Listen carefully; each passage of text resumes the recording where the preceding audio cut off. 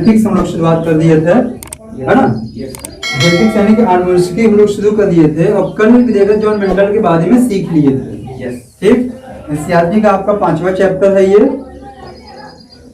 जिनकी पहली क्लास है उनके लिए मान बता दें, एनसीईआरटी का आपका 5वां चैप्टर है और जेनेटिक्स आनुवंशिकी है।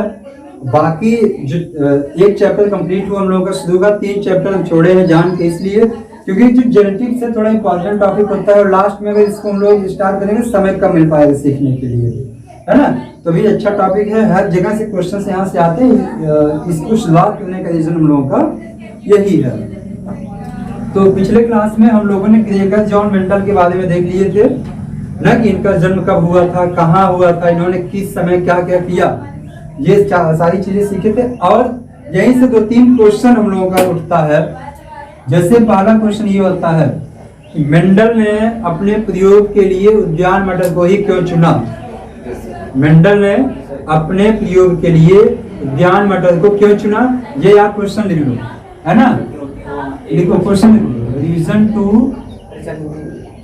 सिलेक्शन ऑफ पी प्लांट, उद्यान मटर को चुनने का कारण। देखो, उद्यान मटर को चुनने का कारण। अगला क्वेश्चन जो आता है, मेंडल की सफलता के कारण, reason of success Mendel. Mendel की सफलता के कारण लिखिए, हाँ नोट्स में लिखना है। अगला क्वेश्चन यहाँ से आता है, मेंडल की असफलता के कारण लिखिए, reason of unsuccess to Mendel. Mendel ने अपने प्रयोग के लिए उद्यान मटर को क्यों चुना। और फिर अगला क्वेश्चन होता है, मेंडल की सफलता के कारण लिखिए। और अगला क्वेश्चन यहाँ बनता है कि मेंडल की असफलता के भी कारण लिखिए। ये तीनों बड़े इंपॉर्टेंट क्वेश्चन है जो कि आपके बोर्ड एग्जाम में भी पूछे जाते हैं। ठीक, तो इसको हम लोग थोड़ा देखते हैं।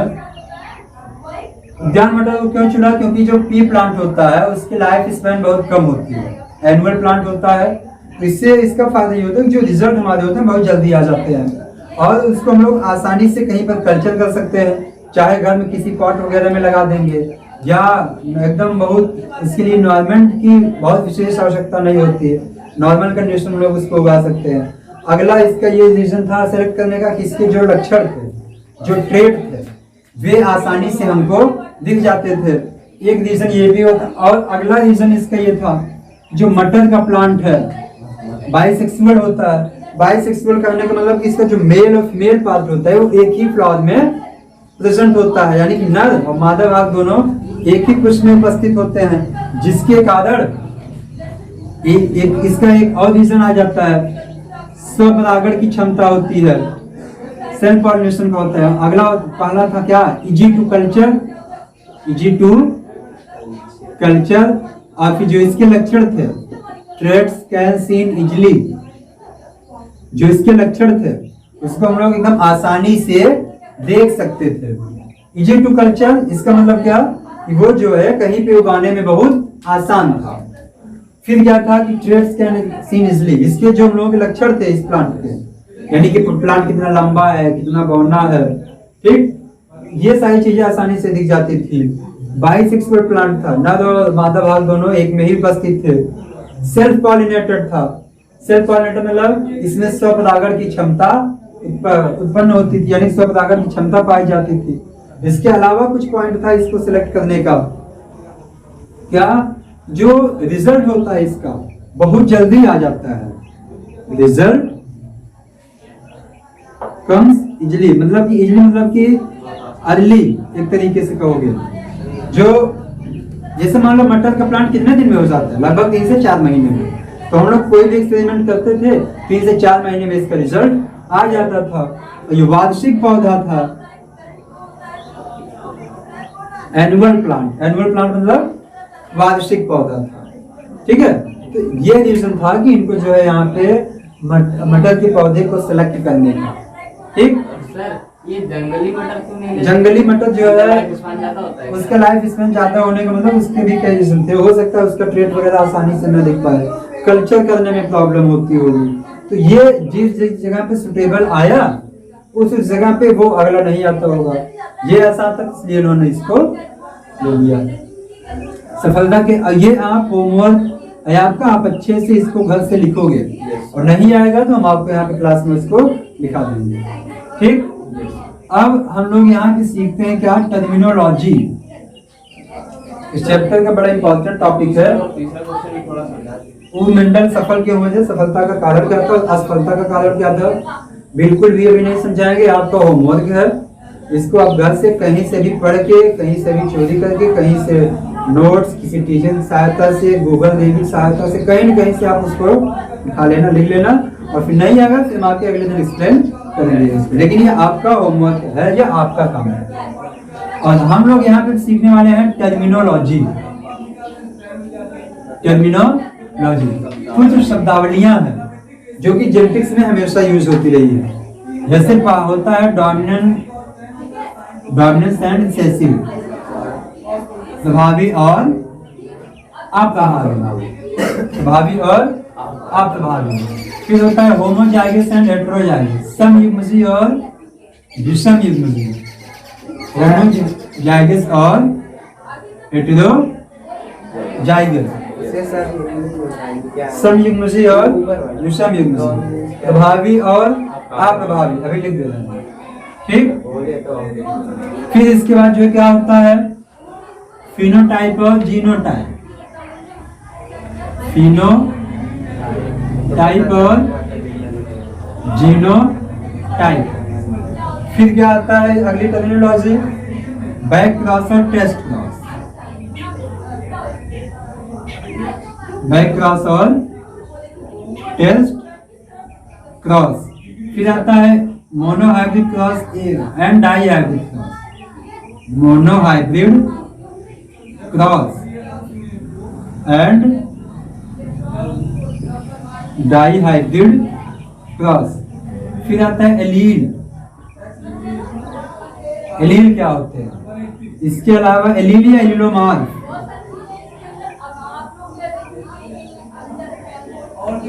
फिर हाइब्रिड प्लांट्स, हाइब्रिड प्लांट्स।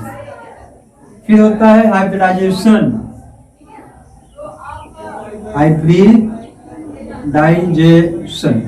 इसको कहते हैं प्रभावी एवं अप्रभावी, प्रभावी एवं अप्रभावी। इसको कहते हैं समयुग्मजी एवं विषमयुग्मजी, समयुग्मजी एवं विषम युग्मजी। फिनोटाइप और जीनोटाइप, ये दृश्य लो लिखो एकदम शुद्ध, प्रारूप एवं जीन प्रारूप। बैक क्रॉस और टेस्ट क्रॉस, संकर पूर्वज संकरण, संकर पूर्वज शब्दावली, संकर पूर्वज संकरण।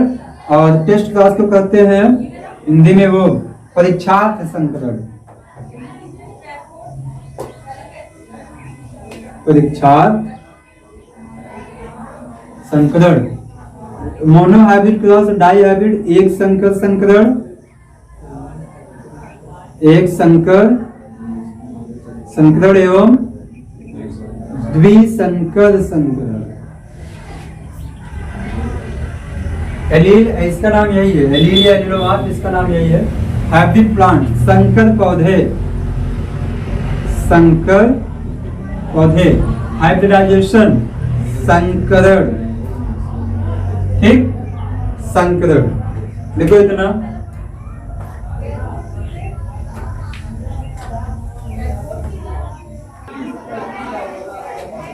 चलो अब इसको एक्सप्लेन कर लेते हैं कि इन सबका वास्तव में मतलब क्या होता है।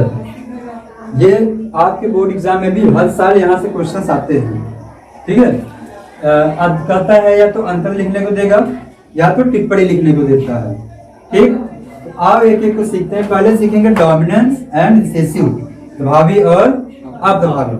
तो इसको देखो हम लोग ऐसे देखेंगे, जैसे मान लो आप घर पे हो, ठीक, घर पे हो, जो भी भाई बहन हो, चलती ज्यादा किसकी है, बड़े की या छोटे की?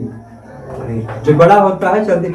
अब जैसे मान लो कोई घर में प्लानिंग चल रही है, ठीक है, आपके बीच में फादर वगैरह या पेरेंट्स हैं जो आपके, एक प्लानिंग चल रही है कि एक बाइक लिया जाएगा, क्या खरीदेंगे? एक बाइक लेंगे ना। तो घर के जो भी मेंबर हैं बैठ कर बातचीत होता है, जो फादर हैं कुछ अपनी राय देते हैं, मदर अपनी राय देती है, जो बड़ा भाई या बड़ी बहन होती है वो अपनी राय देता है, जो छोटवा होता है वो चाह रहा होता है हम भी कुछ बताएं, वो भी कहना चाहते हैं पापा हम भी एक बाइक देखते थे, ये जो है ऐसी थी, इसका एवरेज इतना है, माइलेज इतना है। बड़ा वाला इसको क्या करेगा? डांट देगा ना, तो जाओ तुम अपना पढ़ाई करो, अभी तुमको कुछ नहीं पता, जाओ तुम अपनी पढ़ाई करो। लेकिन फिर वो छोटा वाला क्या करेगा?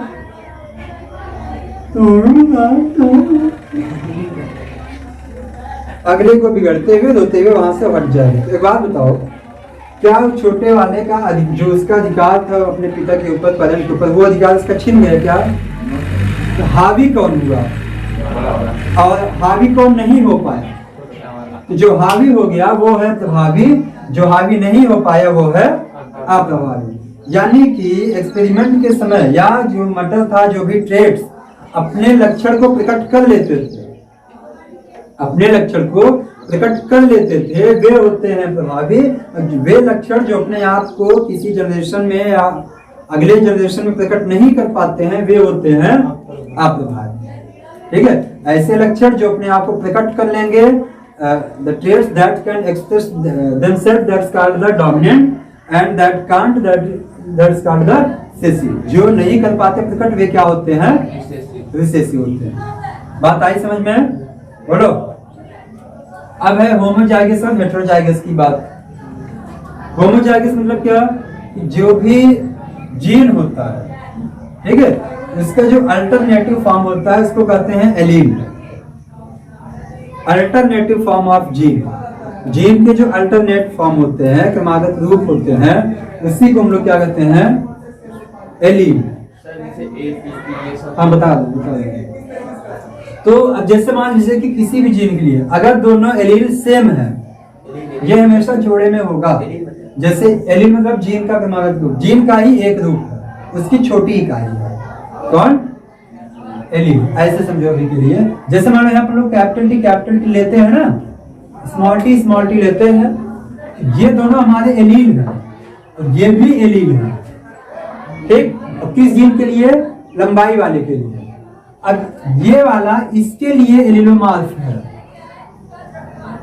ये वाला इसके लिए एलीलोमॉर्फ है और ये वाला इसके लिए एलीलोमॉर्फ है। यानी जो जीन के alternative form of gene that's called the allele, और जो दोनों एलील डोमिनेंट या रिसेसिव प्रभावी और अप्रभावी वाले होते हैं, ये एक दूसरे के एलीलोमॉर्फ होते हैं। ठीक, अब अगर दोनों एलील समान है तब उसको कहेंगे समयुग्मजीवी।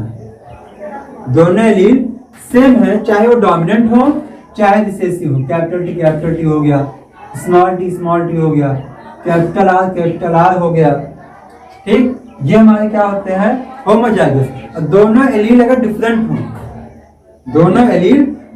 हो तब उसको कहेंगे हेटेरोजाइगस। जैसे एक प्रभावी एक अप्रभावी, capital T, capital R, capital W, small W, ये सब क्या है? हमारे विषम युग्मजीव। हाँ, कैसे हैं? विषम युग्मजीव होते हैं। यानी कि जो किसी भी युग्मक के, जो किसी भी जाइगोट वगैरह का हो या जीन के जो एलील होते हैं वे एक समान होते हैं, तब इसको कहेंगे क्या? होमोजाइगस। जब डिफरेंट होंगे तो इसको क्या कहेंगे? हेटेरोजाइगस। ये बात समझ में आई? अब बात आई फिनोटाइप और जीनोटाइप की। फिनोटाइप मतलब जो भी लक्षण हमको बाहर से दिखाई दे रहे हैं, जैसे प्लांट है, उसकी लंबाई तो हमको बाहर से दिखी जाएगी ना, कितना लंबा है, पौधा लंबा है, पौधा बौना है। फिर इसका फ्लावर का जो कलर है, उसके रंग का कलर, वो सब तो हमको बाहर से दिखी जाए, यानी कि किस रंग का है ये। तो हम लोग जो बाहरी लक्षण है, जो लक्षण हमको आंखों के द्वारा दिख जा रहे हैं, वे क्या होते हैं? फिनोटाइप। और उस लक्षण के लिए कौन सा जीन रिस्पॉन्सिबल है, किस जीन के कारण वो लक्षण हम, क्योंकि आपको भी पता है कि जो भी लक्षण हमको दिख रहा है उसके पीछे की कहानी जीन है, उसके पीछे का मास्टरमाइंड कौन है? जीन है। उसी जीन के कारण ही वो लक्षण हमको दिखाई दे रहा है। तो जो दिखाई दे रहा है वो है फिनोटाइप। और उसके लिए कौन सा जीन है, जब इसकी पूरी स्टडी हम लोग कर रहे हैं तो वो क्या है? कोई भी लक्षण जो हमको बाह्य रूप से दिखाई देता है वो होता है हमारा फिनोटाइप। और इसके लिए कौन सा जीन रिस्पॉन्सिबल है, जब उसके जेनेटिक और सेलुलर लेवल पे जाकर अध्ययन करते हैं तो उसको कहते हैं, सीधे सीधे जाने, जो लक्षण एकदम फरिया जा रहा है वो है फिनोटाइप। जो लक्षण फरिया जा रहा है एकदम, वो क्या है? फिनोटाइप। और उसके लिए जो जीन लेवल को जन्मा रहा है, नहीं हम नहीं दिखाएंगे, वो क्या है? जीनोटाइप। ठीक। अब बैक क्रॉस और टेस्ट क्रॉस।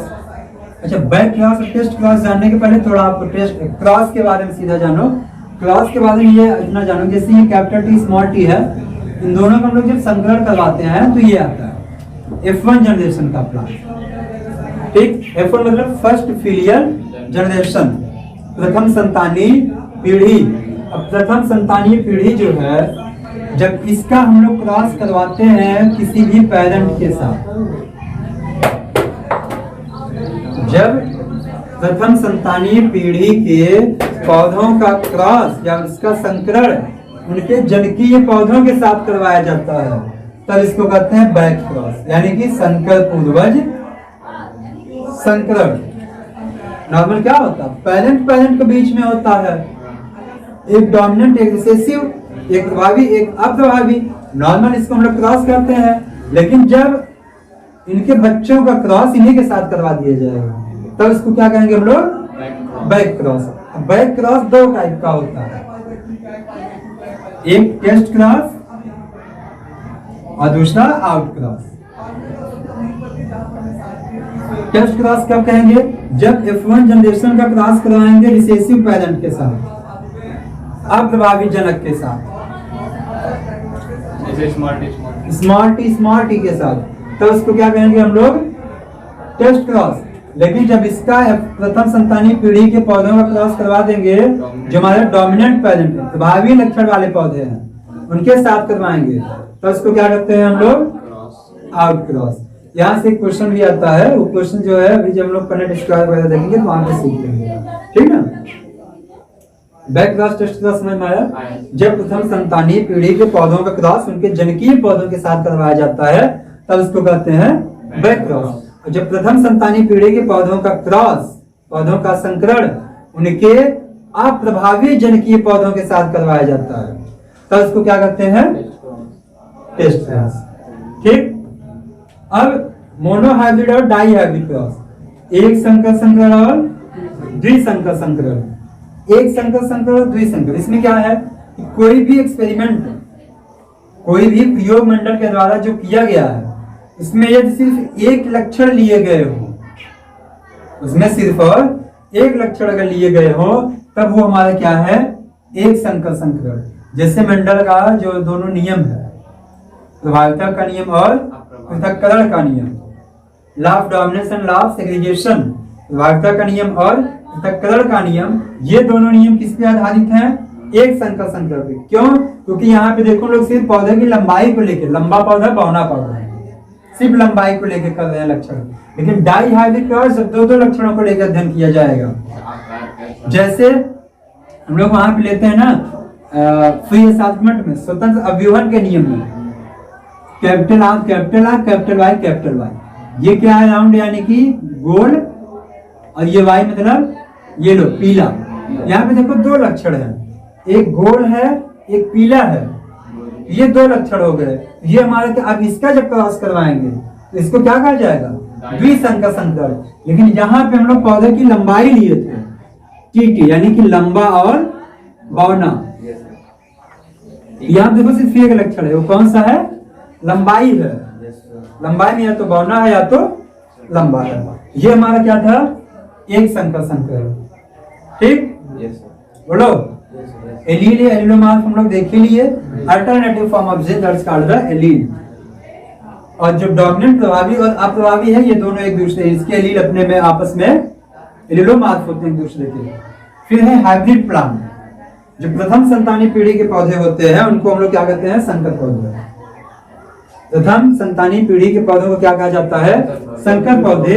या आप इसको ऐसे कह सकते हो, ये वे पौधे होते हैं जिनमें दो जनकों के लक्षण मौजूद होते हैं। ये वे पौधे होते हैं जिनमें दो जनकों के लक्षण मौजूद होते हैं, एक प्रभावी और अप्रभावी वाला था। यहाँ पे आया था हमारा F1 जनरेशन वाला। ये पौधा कैसा है, ये वाला कैसा है हमारा प्रथम संतानी पीढ़ी का पौधा, और इसी को हम लोग क्या कहेंगे, हाइब्रिड प्लांट है। अब बात आई हाइब्रिडाइजेशन, यानी कि हाइब्रिड संकर पौधों को प्राप्त करने की क्रिया को संकरण करते हैं। संकर पौधों के प्राप्त करने की क्रिया को क्या कहेंगे, हाइब्रिडाइजेशन, यानी कि संकरण करते हैं। तो इतना ही पूरा हम लोग यहाँ पढ़ने के लिए है। एक बार फिर से रिवीजन करेंगे, ध्यान से सुनना। जो लक्षण अपने आप को प्रकट कर लेते हैं वे प्रभावी, जो नहीं कर पाते हैं वे होते हैं अप्रभावी। यदि किसी भी जो जीन है उनके जो एलील है अगर वे सेम है, एक समान है, तो उसको कहेंगे समयुग्म जीन। अगर अलग अलग है, डिफरेंट है, तो उसको कहेंगे विषमयुग्म जीन। जो लक्षण हमको बाहर से देखने को मिल जाते हैं वे होते हैं दृश्य प्रारूप, यानी कि फिनोटाइप। और इसके लिए कौन से जीन रिस्पॉन्सिबल है, इसके पूरा जेनेटिक लेवल पे जाना क्या कहलाता है, जीन प्रारूप। जब हम लोग प्रथम संतानी पीढ़ी के पौधों का क्रॉस उनके जनकीय पौधों के साथ करवाएंगे तो उसको कहेंगे संकर पूर्वज संकरण, और जब अप्रभावी के साथ करवाएंगे तो इसको कहेंगे परीक्षार्थ संकरण। जब एक एक लक्षणों को लेकर किया जाएगा पूरा संकरण, इसको कहेंगे एक संकर संकरण, और जब दो दो लक्षणों को लिया जाएगा तो क्या होगा, द्विसंकर संकरण। जो अल्टरनेटिव फॉर्म ऑफ जीन होता है वो होता है एलील, और प्रभावी और अप्रभावी के एलील एक दूसरे के एलीलो मार्फ होते हैं। संकर पौधे क्या, अभी लिखवा देना पूरा। संकर पौधे क्या होते हैं, प्रथम संतानी पीढ़ी के पौधों को संकर पौधा कहा जाता है। संकर पौधा प्राप्त करने की क्रिया को संकरण करते हैं। ठीक है, ये पूछना था। हाँ बोलो। कि जैसे कि वो जो फिनोटाइप है ना सर, जो लक्षण प्रथम संतानी पीढ़ी में अपने आप को प्रकट कर लेते हैं, जो लक्षण प्रथम संतानी पीढ़ी में अपने आप को प्रकट कर लेते हैं प्रभावी कहलाते हैं, प्रभावी कहलाते हैं, तथा जो नहीं कर पाते उन्हें अप्रभावी कहते हैं, तथा जो नहीं कर पाते उन्हें अप्रभावी कहते हैं।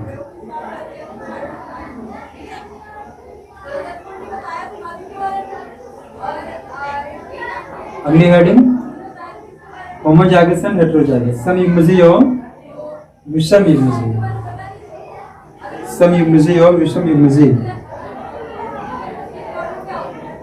इसमें लिखो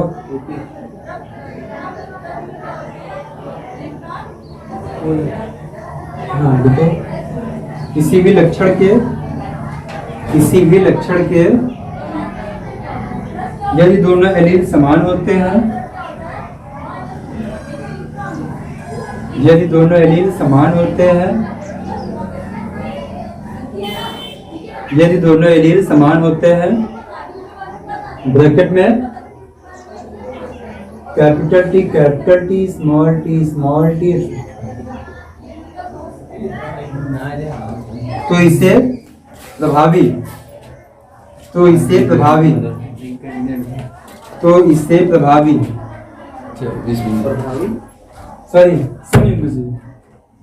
इसे सबयुग्मजी, तथा जब दोनों एलील भिन्न होते हैं, भिन्न के बाद ब्रैकेट में capital T small t, capital R small r, भिन्न होते हैं, तो इसे विषमयुग्मजी कहा जाता है, विषमयुग्मजी कहा जाता है। Capital T small t, capital I small r, capital W small r, कुछ भी नहीं, एक स्मॉल तो इसे विषमयुग्मजी कहा जाता है, तो इसे विषमयुग्मजी कहा जाता है, तो इसे विषमयुग्मजी कहा जाता है। अगला लिखो फिनोटाइप और जीनोटाइप। फिनोटाइप और जीनोटाइप, फिनोटाइप और जीनोटाइप। थोड़ा तेज लिखो, हेडिंग मत बनाओ। हेडिंग की आप जगह छोड़ के वहां पे 3-4 ऐसे लिखो तो कॉन्सेप्ट लिखो जल्दी। ठीक है, लिखो जो लक्षण बाहर से प्रदर्शित होते हैं, जो लक्षण बाहर से प्रदर्शित होते हैं, जो लक्षण बाहर से प्रदर्शित होते हैं, बाहर से प्रदर्शित होते हैं, डैश करके लिख लो फिनोटाइप। ठीक, फिनोटाइप कहलाते हैं। जी हाँ। अब उसी में आगे लिखना उस लक्षण के लिए, उस लक्षण के लिए, उस लक्षण के लिए कौन सा जीन उत्तरदायी है, कौन सा जीन उत्तरदायी है, रिस्पॉन्सिबल है ना, कौन सा जीन उत्तरदायी है, जीन तारीफ करना है, सीधे जाना जीन तारीफ। चौथा लिखो बैक क्रॉस और टेस्ट क्रॉस, संकर पूर्वज संकरण एवं परीक्षार्थ संकरण। इसमें लिखो लिखो प्रथम संतानीय पीढ़ी, प्रथम संतानीय पीढ़ी, प्रथम संतानीय पीढ़ी के पौधों का संकरण, प्रथम संतानीय पीढ़ी के पौधों का संकरण जनकीय पौधों के साथ कराना, जनकीय पौधों के साथ कराना, जनकीय पौधों के साथ कराना संकर पूर्वज संकरण कहलाता है। के साथ कराना संकर पूर्वज संकरण कहलाता है, संकर पूर्वज संकरण कहलाता है। ठीक, अगली लाइन लिखना प्रथम संतानीय पीढ़ी के पौधे, मतलब कि सीधा लिख लो F1 पौधे, F1 पौधे का अगली लाइन में हेडिंग वही है आपका, ये परीक्षा F1 पौधे का अप्रभावित जनकों के साथ संकरण, F1 पौधे का अप्रभावी जनकों के साथ संकरण, अप्रभावी जनकों के साथ संकरण क्या कहा जाएगा, परीक्षार्थ संकरण, परीक्षार्थ संकरण कहलाता है, परीक्षार्थ संकरण कहलाता है। क्लियर बना लो, एलील या एलिलोमार मतलब छठवां। इसमें लिखो जीन के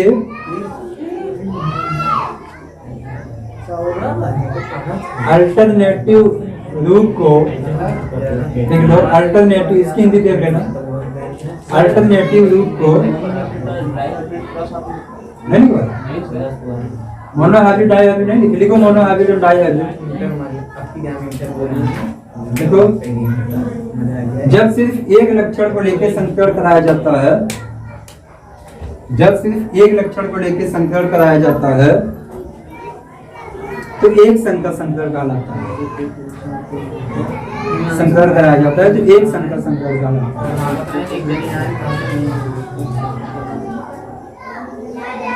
जब दो लक्षणों का कराया जाता है तो इसे द्विसंकर संकरण। आगे लिख लोगे ना, मतलब यहाँ बतियाना ज्यादा जरूरी है का,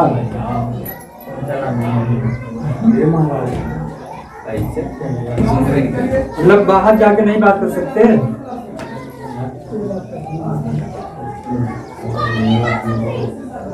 लिखिए जब एक लक्षण का संकरण करवाया जाता है तो एक संकर संकरण, जब दो का कराया जाता है तो द्विसंकर संकरण। अगला लिखो एलील या एलिलोमार, जीन के अल्टरनेटिव रूप को एलील कहते हैं, alternative form of gene allele. ठीक, इसका जो डोमिनेंट है रिसेसिव के लिए, रिसेसिव वाला डोमिनेंट के लिए एलिलोमार। देखो जीन के अल्टरनेटिव रूप को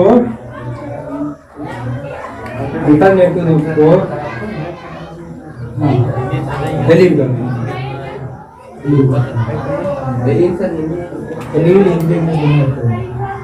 एलील।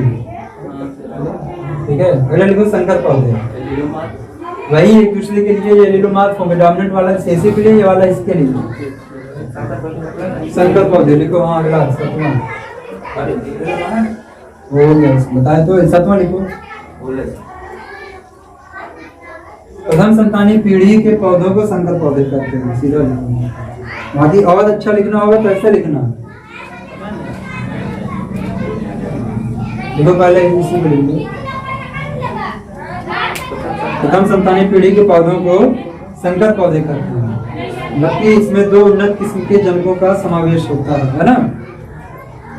संकर पौधे कहते हैं तथा इन्हें प्राप्त करने की क्रिया को संकरण करते हैं। तथा इन्हें प्राप्त करने की क्रिया को संकरण करते हैं।